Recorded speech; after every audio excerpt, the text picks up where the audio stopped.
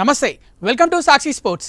భారత్లో నిన్న శివరాత్రి, పాకిస్తాన్కి మాత్రం అది కాలరాత్రి, కటిక రాత్రిగా మారింది. ఎందుకు అంటే టీ20 వరల్డ్ కప్లో భారత్ పాకిస్తాన్పై 61 పరుగుల తేడాతోటి ఘన విజయం సాధించింది. టీ20లో 50 పరుగులకు పైగా తేడాతోటి విజయం సాధించారు అంటే దాదాపు అది చాలా పెద్ద విజయంగా చెప్పుకోవచ్చు. ఎన్నో అంచనాలు పెట్టుకున్నారు పాకిస్తాన్ టీం పైన ఆ దేశ పీసీబీ చైర్మన్, అలాగే పాకిస్తాన్ క్రికెట్ ప్రేమికులు. మ్యాచ్ మధ్యలోనే వెళ్ళిపోయాడు Pakistan cricket board chairman.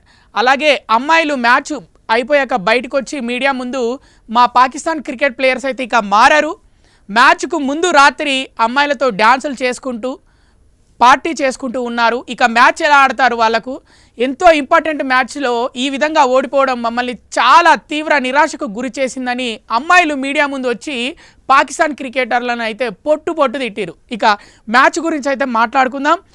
India first batting చేసింది, 175 పరుగులు చేసింది, 7 వికెట్లు కోల్పోయి 20 ఓవర్లకి. టాప్ స్కోరర్గా ఇషాన్ కిషన్ నిలిచాడు. 40 బంతుల్లో 77 పరుగులు కొట్టాడు. అందులో 10 ఫోర్లు 3 సిక్సర్లతోటి విజృంభించాడు. మొదటి ఓవర్లోనే అభిషేక్ శర్మ అవుట్ అయినప్పటికీ మ్యాచ్ను మాత్రం ఎక్కడ ఊపు తగ్గకుండా సూపర్గా తీసుకెళ్లాడు ఇషాన్ కిషన్. ఇక తర్వాత టాప్ స్కోరర్గా సూర్యకుమార్ యాదవ్ 32 పరుగులు చేశాడు. తర్వాత ఇక శివం డూబే, ఇక ఈ ముగ్గురు టాప్ స్కోరర్గా నిలిచారు ఇండియాలో. సేమ్ అయూబ్ అయితే ఇండియా పైన 3 వికెట్లు తీశాడు బౌలింగ్ వేసి. ఇక మిగతా బౌలర్లు ఒక్కొక్క వికెట్ అలా పంచుకున్నారు పాకిస్తాన్ బౌలర్స్. ఇక పాకిస్తాన్ బ్యాటింగ్కి వస్తే ఉస్మాన్ ఖాన్ 44 పరుగులు చేశాడు. షహీన్ అఫ్రీది చివర్లో 20 పరుగులకు పైగా చేశాడు. వీళ్ళిద్దరు తప్ప ఎవరు పాకిస్తాన్ క్రికెట్ టీంలో అయితే రాణించలేదు. ముఖ్యంగా షహీన్ అఫ్రీది చివర్లో ఆ మెరుపులు మెరిపించడం వల్లే 100 పరుగులు దాటింది, 114 పరుగులకు చేరిందని అయితే చెప్పుకోవచ్చు.